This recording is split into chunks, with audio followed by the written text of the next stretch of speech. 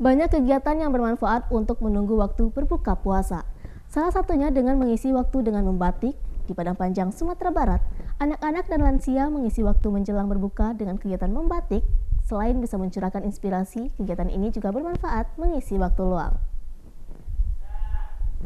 Pelaksanaan ASO, warga masih belum paham. Beritanya kami hadirkan sesaat lagi, tetaplah di iNews Sumatera Barat. Bingung mencari tempat ngabuburit yang asik? Sambil menunggu azan maghrib, tak ada salahnya ikutan belajar membatik di Canting Buana, Padang Panjang, Sumatera Barat. Kelas membatik ini bisa diikuti seluruh kalangan, mulai dari anak-anak hingga lansia. Dan seperti inilah suasana belajar membatik. Semua peserta dibebaskan berkreasi mencurahkan ide dan perasaan mereka di atas kain dengan goresan canting. Mereka ini bukan pembatik profesional, melainkan warga sekitar yang belajar membatik untuk mengisi waktu luang di bulan Ramadan sambil menunggu waktu berbuka puasa. Motif batik memang tidak seperti batik biasa. Motif yang dikerjakan dibebaskan sesuai dengan keinginan peserta yang bertujuan agar anak dan lansia bebas berekspresi dengan kreasi sendiri. Bagi mereka ini lebih seru dari menggambar dan mewarnai yang mereka lakukan selama ini.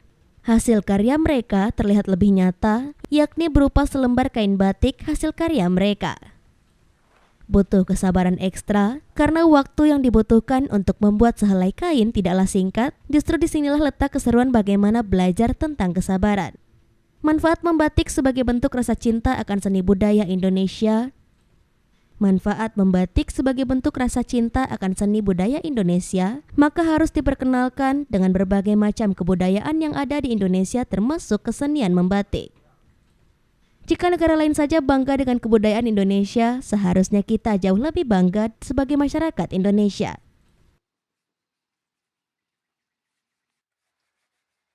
Ya, selama Ramadan ini untuk membatik anak-anak dan lansia di sini cukup ramai.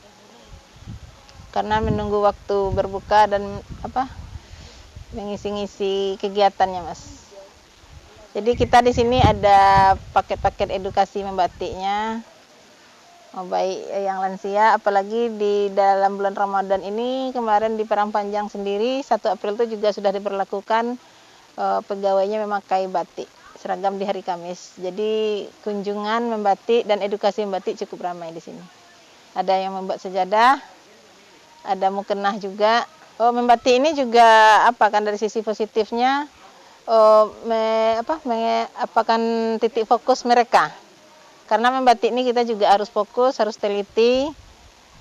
Karena kita mencurahkan perasaan, apalagi bagi anak-anak, apa yang mereka buat itu adalah perasaan mereka sendiri. Pemilihan warna semuanya terserah sama anak-anaknya maupun bapak-bapak yang membatik di sini.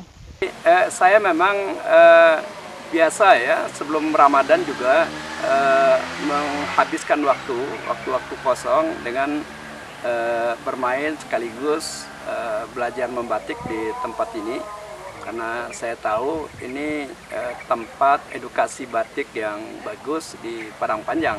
Nah, tentu saja di samping mengisi waktu kosong ya, dan menghindari penggunaan waktu untuk hal-hal yang tidak penting bahkan merusak ibadah puasa, membatik juga bagian dari upaya kita untuk terus mendorong pelestarian budaya kita. Dari Padang Panjang, Sumatera Barat, Agung Sulistyo, iNews melaporkan. Pelaksanaan ASO, warga masih belum paham. Beritanya kami hadirkan sesaat lagi, tetaplah di iNews Sumatera Barat.